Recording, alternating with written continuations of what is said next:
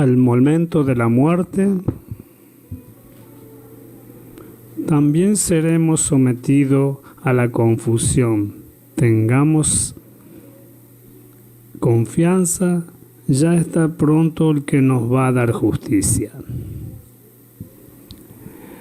Bueno, aquí yo soy Daniel de la Fuente y este es el programa especial de Trigo Pascual. Hoy día viernes, día de conmemoramos la muerte de nuestro Señor Jesucristo. No se celebra misa, solamente se conmemora la muerte de nuestro Señor Jesucristo y de gran valor para nuestra Iglesia Católica, fuente y fundamento de la Iglesia Católica. Un poco más adelante voy a leer lo que es la reflexión de nuestro querido Papa Francisco respecto a este día. Ahora voy un poco a acompañarlos leyendo algunas de las curiosidades de lo que son los lugares por donde recorrió nuestro Señor Jesucristo, como el Monte de los Olivos, la Vía Dolorosa y sus estaciones. Son cosas que tal vez en muchas de las personas se preguntan cómo serán hoy en día, porque no tuvieron tal vez la dicha de ir a conocerlos, pero bueno, para eso está la información que nosotros podemos rescatar, de poder ver a través de imágenes y en forma explícita recorrer aquellos lugares. Y bueno, para eso estoy aquí un poco para acompañarlo en este día y responder algunas de las preguntas que nos hacemos todos nosotros. ¿Qué será de aquellos lugares donde nuestro Señor Jesucristo pasó antes de su muerte? Y comenzamos por el Monte de los Olivos. En estos momentos estoy viendo una imagen de lo que es la parte superior del Monte de los Olivos. Está colmada de tumbas de los judíos de aquella ciudad de Jerusalén. Solamente es un cementerio. Miles de sepulcros se encuentran en el cementerio judío de 3000 años de antigüedad. En la fe judía, el Monte de los Olivos tiene una gran importancia, ya que según el libro de Zacarías 14, versículo 4, este será el lugar donde comenzará la resurrección de los muertos en el tiempo de la llegada del Mesías. Miren qué datos que acaban de pasar. Según nosotros esperamos la segunda venida de nuestro Señor Jesucristo y nos preguntamos cómo será aquel día, sobre todo para la gente que está en los sepulcros. Pero acá nos están dando un dato, tal vez cierto o no, pero un poco, digamos, razonable. Dice, será el lugar donde comenzará la resurrección de los muertos en el tiempo de la llegada del Mesías. Es un dato que proviene de la Biblia. Dice, escuchen con atención, en la fe judía, el Monte de los Olivos tiene una gran importancia, ya que según el libro de Zacarías 14, versículo 4, este será el lugar donde comenzará la resurrección de los muertos, en el tiempo de la llegada del Mesías. Una imagen un poco más de lejos se ve la ciudad amurallada, la vieja ciudad amurallada de Jerusalén y la parte de afuera, y mirando desde el cementerio. Dice, el cementerio está ubicado frente a la ciudad antigua y según la fe judía, los sepultados allí serán los primeros en resucitar en la venida del Mesías. Grandes personalidades religiosas y políticas de Israel, como el ex primer ministro Begin, han sido sepultados en este importante lugar sagrado. En la parte baja del Monte de los Olivos se encuentran algunas sepulturas más antiguas. O sea que ya en la época que Jesús solía ir a orar en ese lugar, ya era un cementerio, era un lugar santo, como así decirlo. Bueno, acá aparece otra imagen donde está la capilla de la Ascensión. Es una pequeña capillita, aparentemente de un lenguaje renacentista, donde no se ve el ingreso, pero no, sí se ve, digamos, hay un techito, sí tiene uno de los ingresos, pero el portal se mantiene alrededor de una figura que tiene 6 lados. En la cima del Monte de los Olivos, en medio de uno de los barrios árabes de Jerusalén, se encuentra una pequeña capilla en forma de mezquita, desde la cual, según una tradición iniciada en el siglo IV después de Cristo, en la época del emperador Constantino, Jesús ascendió al cielo. Bien, se presume que este es el lugar desde donde Jesús ascendió al cielo. La peregrina cristiana conocida como Herjería fue quien aseguró en el año 384 haber encontrado el lugar exacto de la ascensión de Jesús, luego de hallar una roca con la forma de la que ella interpretó como de las huellas que dejó Jesucristo al ascender. Una iglesia abierta de estilo bizantino con pórticos y arcos se construyó en el lugar, pero luego, durante la conquista musulmana, el sultán Saladín destruyó el templo casi por completo en el año 1188.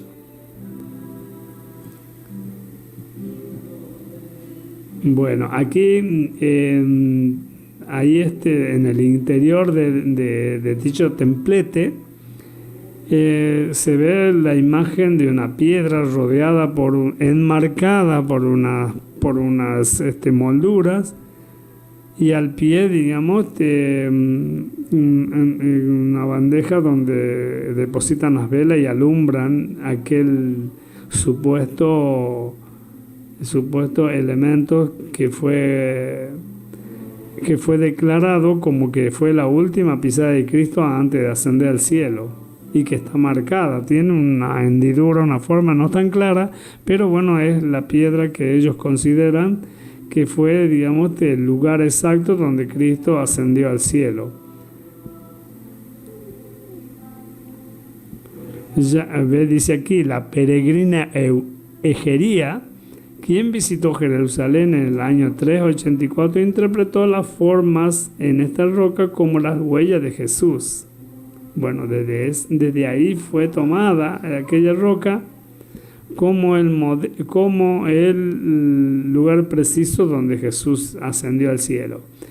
Ya que en el Islam Jesús es conocido como un profeta, se mantuvo el carácter sagrado del lugar, por lo cual los musulmanes cerraron los espacios entre las columnas que rodean la roca con las huellas y colocaron un domo para dar forma a una mezquita. Años más adelante, otra mezquita fue construida junto a la estructura renovada, que quedó como una capilla, y así permitir que los cristianos visitaran el lugar.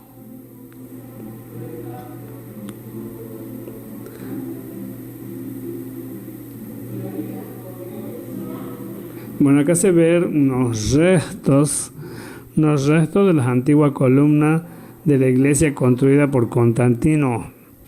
En la actualidad, la capilla está bajo la administración de los árabes musulmanes. La iglesia del Pater Noster. Muy cerca de la iglesia de la Ascensión se encuentra la iglesia del Pater Noster, o santuario de Eleona, construida por orden de Constantino I para conmemorar la ascensión de Jesús. Elena, madre de Constantino, dirigió la construcción de la iglesia encima de una cueva en la que, según la tradición, Jesús enseñó el Padre Nuestro a sus discípulos.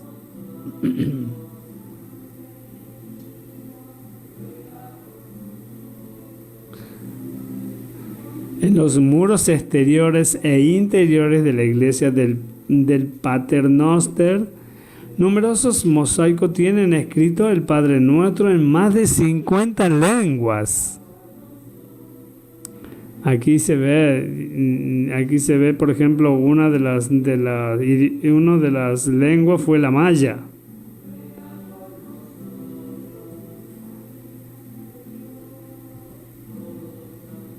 El coreano también. A ver si la amplío a la imagen, puedo ver, no. Aquí se ve en otra pared se ve, digamos, muchos de esos mosaicos donde, por ejemplo, dice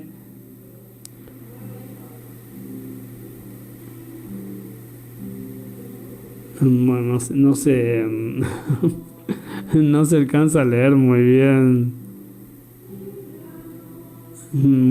digamos, si es chino, que es, digamos, no se ve muy bien, pero bueno, ahí se ve un portal de entrada hacia el lugar donde se ven todos esos mosaicos, donde el Padre Nuestro fue escrito en todas esas lenguas, para que quien llegue ahí encuentre el Padre Nuestro escrito en su lengua. En arameo, en hebreo también aparecen los pergaminos, esos que nosotros vemos en las películas. En las películas que leían en la sinagoga, se ve hecho en piedra aquí y por ejemplo hay seguramente un pasaje bíblico en arameo y en hebreo. Ahora estoy viendo que al final de esa pared hay como una especie de pórtico, con el acceso debe ser a alguna de esas iglesias, a la iglesia del Paternoster, como dice, aunque no se sabe con certeza si ese hecho relatado en los escritos bíblicos realmente ocurrió en aquel lugar del Monte de los Olivos. El carácter sagrado del lugar aún permanece. Luego del periodo bizantino, la iglesia fue destruida como todas las demás en el monte, y solo hasta el siglo XIX empezó su reconstrucción, que hasta el día de hoy no ha finalizado. Actualmente el lugar está bajo el dominio de los franceses y se caracteriza por tener a lo largo de todos sus muros mosaicos con el Padre Nuestro escrito en más de 50 lenguas diferentes. Claro, en todos los muros que son lisos se ve escritos los mosaicos y en el remate, o sea, en la cabecera cabecera de aquel mosaico figura la lengua en que está escrito. Acá dice, ve, la iglesia del Padre Nuestro no se ha reconstruido por completo todavía. Se ve, digamos, un claro estilo bizantino por el tipo de arcadas que hay en la fachada. Acá hay algo muy lindo. En esta cueva debajo de la iglesia es donde, según la tradición, Jesús enseñó el Padre Nuestro a sus discípulos. Ahí estoy viendo en este momento una cueva realmente original, digamos, una cueva real, donde se revistieron algunas de las partes y se puso unos asientos como para que las personas que entran allí puedan contemplar la forma de la cueva donde Jesús enseñó el Padre Nuestro, que estaría justamente debajo de la iglesia del Padre Nuestro. En esta cueva debajo de la iglesia es donde, según la tradición, Jesús enseñó el Padre Nuestro a sus discípulos. Bueno, y aquí se ve una galería donde se pueden ver, digamos, las bóvedas ojivales de 4 aristas. Unas imágenes, y también toda pared lisa contiene aquellos pergaminos del Padre Nuestro escritos en distintas lenguas. Y aparentemente todo el material con el que se construyó el templo está revestido completamente en mármol. La arquitectura y decoración de la iglesia son mucho más modestas comparadas con la iglesia de todas las naciones. Y a diferencia de los demás templos del Monte del Olivo, el ingreso no es gratuito. O sea que hay que pagar para entrar ahí. Hay una iglesia también, la iglesia de María Magdalena, aunque no tiene la importancia histórica de las demás iglesias, ya que no está asociada con algún suceso bíblico en especial. La iglesia de María Magdalena se destaca en la ladera del Monte del Olivo por su hermosa arquitectura.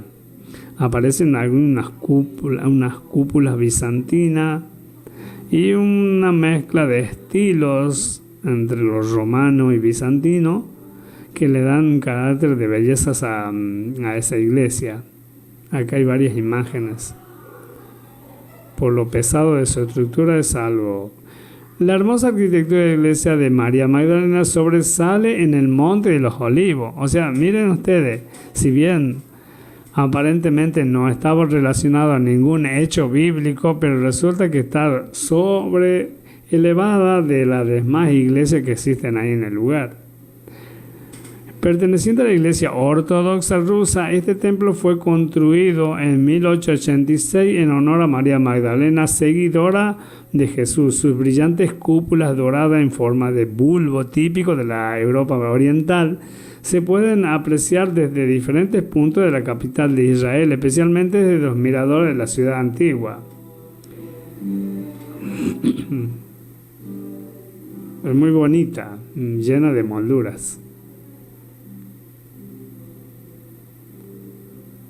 Alrededor de la iglesia de María Magdalena, numerosos árboles de olivo y jardines adornan el tranquilo lugar. Bueno, en este momento estamos viendo el lugar que es propiamente dicho, el árbol propiamente dicho, y algunos árboles dicen que tienen más de 2000 años y sobrevivieron a estos tiempos y a las invasiones y a las guerras. Bueno, y de ahí pasamos directamente a lo que es el blog del padre Eduardo San de Miguel, donde nos explica un poco sobre la Vía Dolorosa de Jerusalén. Vía Dolorosa, hay un cuadro ahí a la entrada de la Vía Dolorosa donde está escrito en 3 lenguas, entre ellas el español, dice Vía Dolorosa ahí. A lo largo de los siglos, los peregrinos que han viajado a la Tierra Santa han querido recordar y revivir los acontecimientos relacionados con la vida, muerte y resurrección de Cristo en los mismos lugares en los que sucedieron. Especialmente emotivos el rezo del Vía Crucis a lo largo de la Vía Dolorosa en la ciudad vieja de Jerusalén. Es una experiencia singular, muy distinta de la que se podría imaginar fuera de aquel contexto.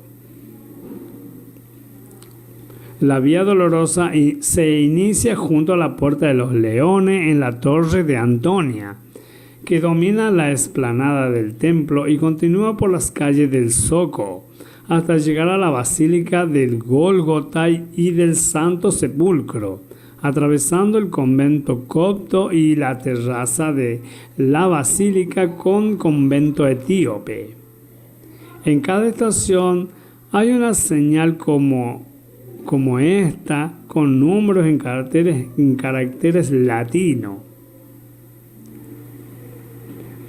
Es casi, bueno, es un cuadro, como para que ustedes entiendan, digamos, lo que yo estoy viendo en este momento, un cuadro de colores claros que contrasta con las piedras que son de color así café con leche, digamos. Un cuadro, un color marfil que está escrito con unas letras azules.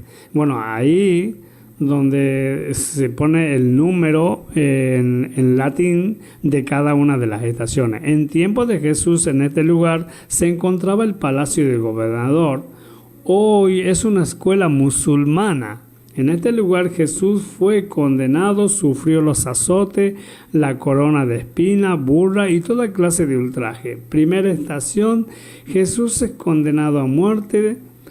Te adoramos, oh Cristo, y te bendecimos porque con tu santa cruz redimiste al mundo. Sería el enunciado de la primera estación.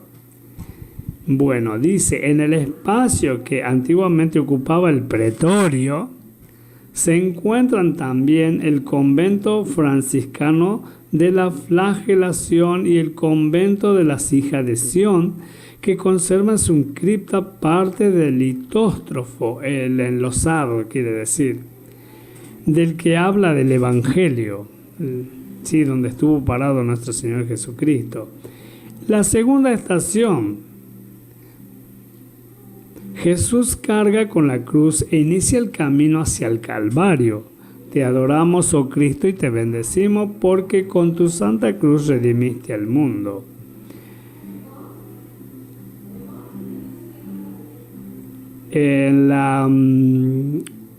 Entonces, de esa forma comenzaríamos con la primera y la segunda estación. Y la tercera estación, donde se ve una arcada que culmina con una imagen donde Jesucristo cae con la cruz, bajo el peso de la cruz, dice, la capilla de la tercera estación se encuentra entre la residencia austrohúngaro y el patriarcado armenio. La construyeron los católicos armenios en el siglo XV y la restauraron los católicos polacos en la primera mitad del siglo XX. Antes de llegar a la imagen donde yace el Cristo, digamos, con la cruz y en el suelo, hay una cúpula, no se llega a ver bien, digamos, pero es una cúpula que antecede al lugar aquel donde está la cruz. Se ve así como en una especie de, digamos, de bajo luz, creo que es un poco para proteger el fresco de la pintura, para que no se deteriore. La capilla. Bien, la tercera estación, Jesús cae por primera vez, te adoramos, oh Cristo, y te bendecimos porque con tu santa cruz redimiste al mundo. Sería el enunciado de la tercera estación, que aquí yo les comentaba, que se encuentra, digamos, una fotografía donde se puede ver ahí al final de una arcada la imagen de Jesús con la cruz, digamos, pegando ahí en el piso. La cuarta estación se encuentra muy cerca de la iglesia armenia de la Virgen de los Dolores. En la cripta hay un curioso mosaico del siglo VII con unas sandalias en el centro, recordando la costumbre que tenía la gente de descalzarse al entrar en ese lugar sagrado. En el patio hay un hermoso cuadro de cerámica que representa la Esperanza Macarena de Sevilla. Bueno, la verdad que es muy típico templo que nosotros podemos encontrar en tierra vasca, donde se ve, digamos, un arco de herradura y una puerta de color azul. O sea, hay colores. Y por supuesto se distingue muy claramente el mayor uso del mármol, que es, digamos, típico de aquel lugar, la piedra caliza. La cuarta estación, Jesús se encuentra con su madre. Te adoramos, Cristo, te bendecimos, porque con tu santa cruz redimiste al mundo. La cuarta estación, por eso le llaman la iglesia armenia de la Virgen de los Dolores. Es una iglesia.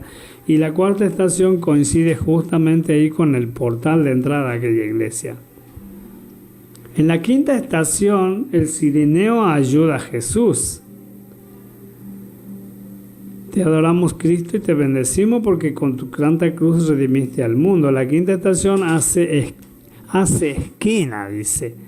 Se abandona la calle y se gira por otra calle de un nombre raro, es una pequeña capilla construida por los franciscanos el año 1229, en la primera residencia que tuvieron al establecerse en Jerusalén.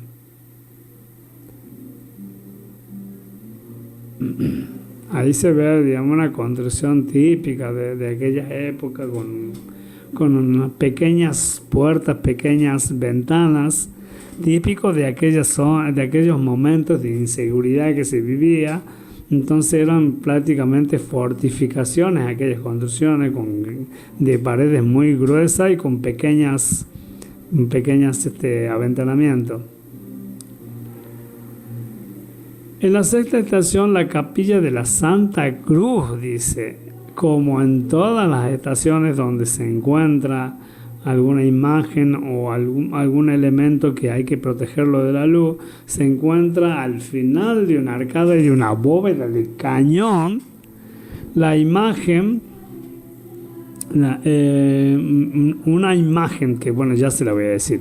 En el lugar de la sexta estación hay una cripta, capilla greco-católica dedicada a la Santa Faz y, claro, ahí debe estar los óleos con el rostro de Jesús que se manifiesta en aquel lienzo que con la cual la Verónica le seca el sudor y la sangre a Jesús.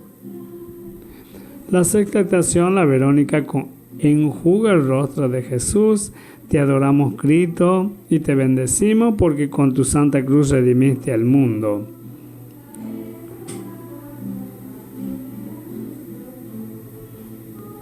Bueno, aquí en la séptima estación donde Jesús cae por segunda vez, también está en el interior de una capilla donde se ve, digamos, la imagen aparentemente en algo brillante, que tal vez es un laminado de oro o bronce, y que está perfectamente enmarcado en un portal de arcos y bóveda de 4 aristas, y detrás del altar.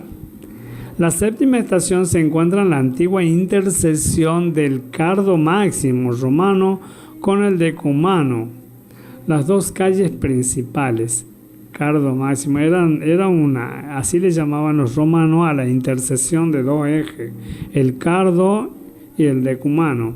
Allí había una columna donde se colgaban los carteles con la acusación de los que habían sido condenados. En el interior hay 2 capillas. En una de ellas se puede ver la base de la columna, que está embutida en los muros de los edificios, sí. Claro, las bases de las columnas quedaron embutidas en los muros de los edificios contiguos.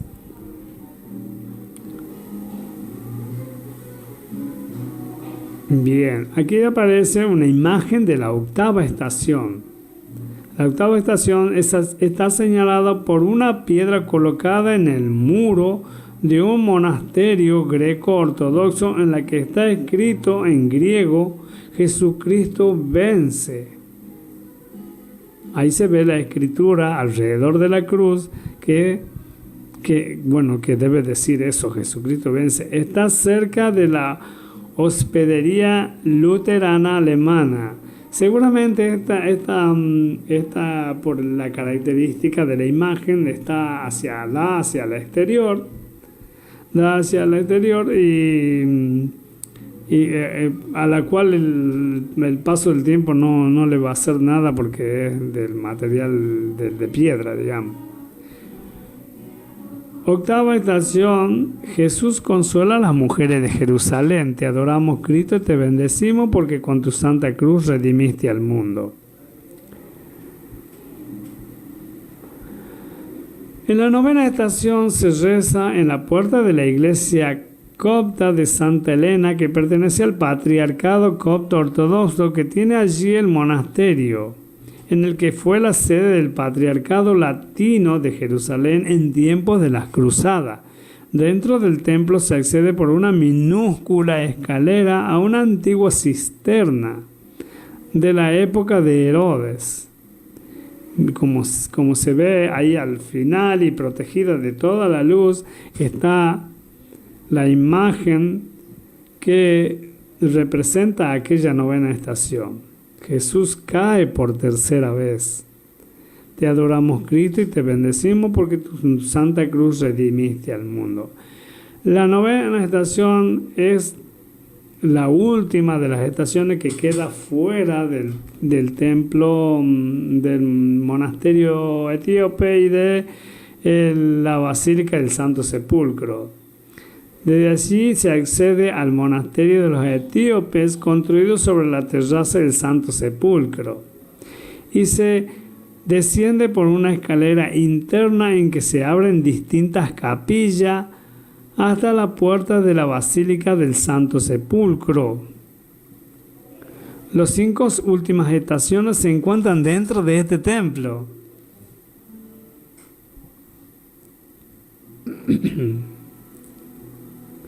La 10ª estación se conmemora en la llamada Capilla de los Francos, en el alto de esta escalera que en el siglo XI se construyó como entrada para Gólgota. La puerta de abajo da a una capilla greco-ortodoxa en honor a Santa María Egipciaca. 10ª estación, Jesús es despojado de las vestiduras. Te adoramos, Cristo, y te bendecimos porque con tu santa cruz redimiste al mundo. Y bueno, aquí estoy viendo la puerta a la Basílica del Santo Sepulcro. Todo eso está puesto como en una pequeña ciudadela donde están todas aquellas capillas e incluso el Santo Sepulcro. Cuando Saladino conquistó Jerusalén, el año 1187, tapió 11 de las 12 puertas que el Santo Sepulcro para controlar todos los peregrinos cristianos y exigirles el pago de un fuerte impuesto. La llave de la única puerta de acceso sigue hasta el presente en manos de las familias musulmanas, que cobran para abrir y cerrar cada día. Hoy es un problema serio de seguridad, ya que sigue siendo el único lugar por donde entran y salen miles de personas cada día. Hicieron de ese lugar un gran negocio. Una vez dentro de la basílica, se abren unas escaleras estrechas y empinadas y se llega a la capilla católica, donde se conmemora la crucifixión del Señor y a la Virgen Dolorosa. Ahí se ve, digamos, la imagen de la Virgen Dolorosa y con Jesucristo yaciendo a los pies de ella en la cruz. 10ª estación, Jesús es clavado en la cruz. Te adoramos, Cristo, y te bendecimos, porque con tu santa cruz redimiste al mundo. En la parte greco-ortodoxa se conmemora la muerte del Señor en la cruz. Está decorado al estilo oriental, lleno de iconos y de lámparas, aunque hay un trozo de pavimento levantado para que se pueda ver la piedra del Gólgota. Bien. 12ª estación, Jesús muere en la cruz. Te adoramos, Cristo, y te bendecimos porque con tu santa cruz redimiste al mundo.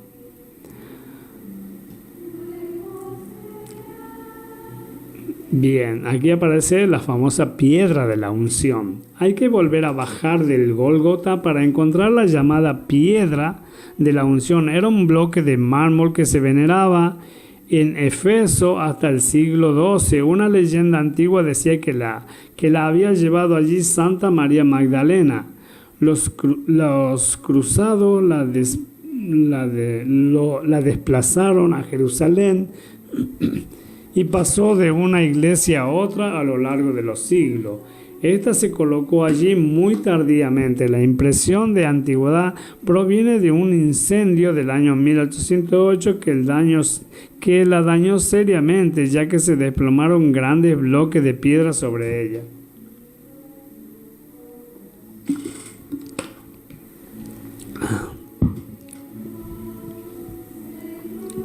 13ª estación, Jesús es bajado de la cruz. Te adoramos, Cristo, y te bendecimos porque con tu santa cruz redimiste al mundo. La sepultura y resurrección del Señor se conmemoran en este lugar que ha sido reformado muchas veces a lo largo de los siglos.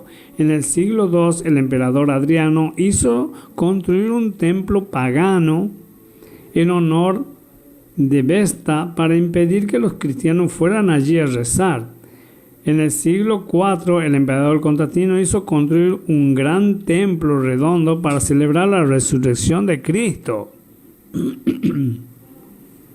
Fue incendiado por los persas en el siglo VI, reconstruido y dañado por un terremoto en el siglo IX.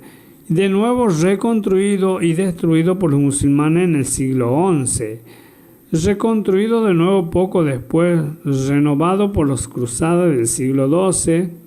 Y es el edificio actual. En el siglo XIX sufrió grandes daños por un incendio. De nuevo fue reconstruido y se hizo la edícula central en estilo ruso, ya que la pagaron los zares del momento. Desde el año 2000 se han sucedido las restauraciones y excavaciones arqueológicas hasta el presente.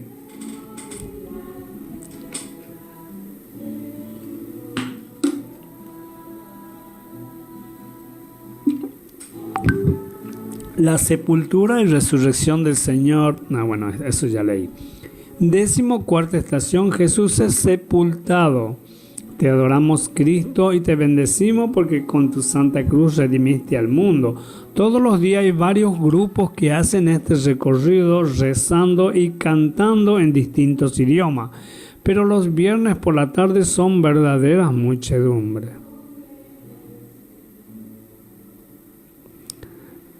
Mientras los peregrinos intentan concentrarse con devoción en la Vía Crucis, docenas de palestinos intentan venderte restos arqueológicos con sus correspondientes certificados, todos más falsos que el beso de Judas, dice.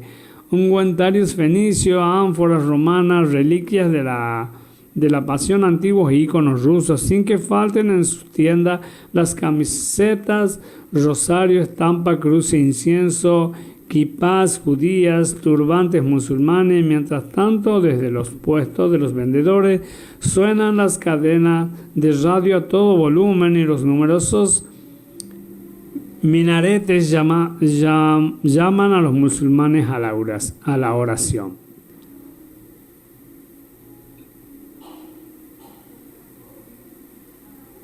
Jóvenes israelitas uniformados de militar pasean con las metralletas al hombro. Los judíos ortodoxos con sus tirabuzones,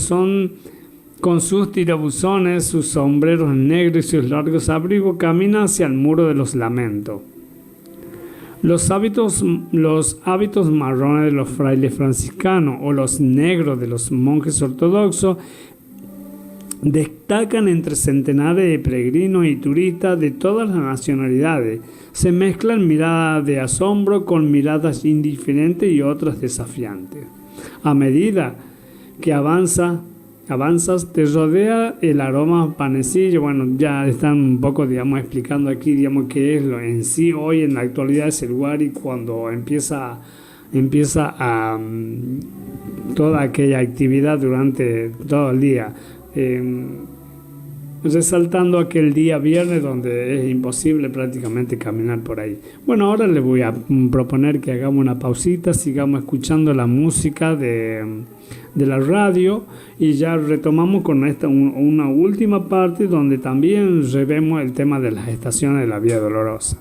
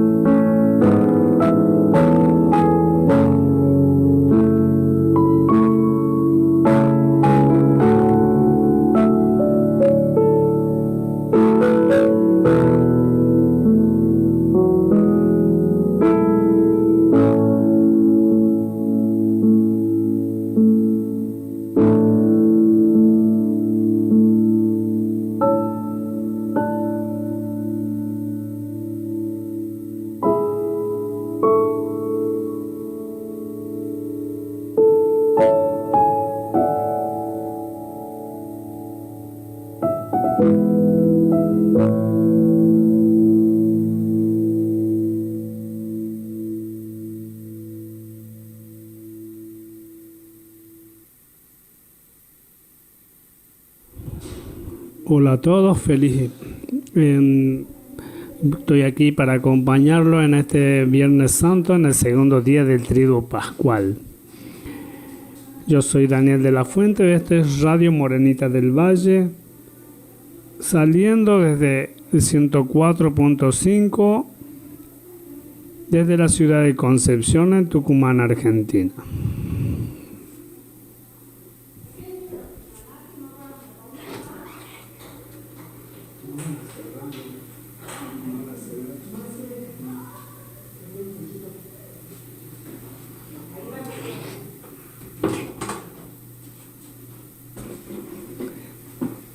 Bien, me fui a avisar a la gente del coro que no cierre la puerta, si me iban a dejar encerrado aquí. Bueno, como les decía, aquí antes de culminar con esta compañía, les voy a leer las reflexiones del Santo Padre.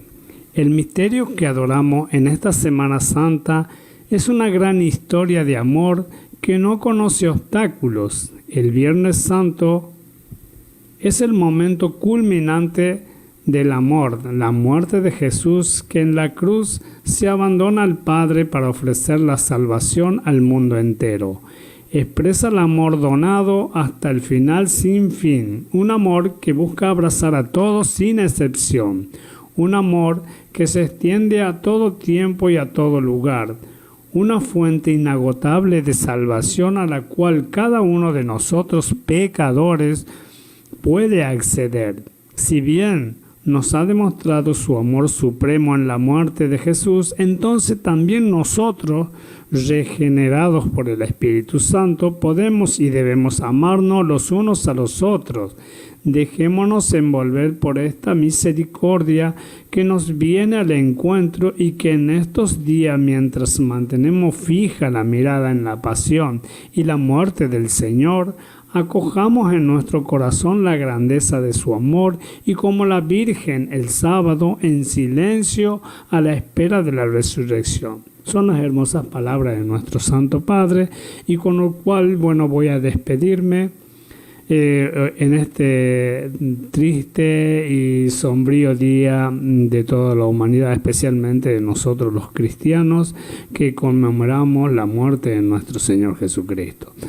Bueno, mañana los estaré acompañando con el último día del Triduo Pascual, que sería el Sábado Santo, un sábado de gloria ya, y tratándolo de compartir algún tema interesante y preguntas que sobre todo nosotros nos hacemos respecto a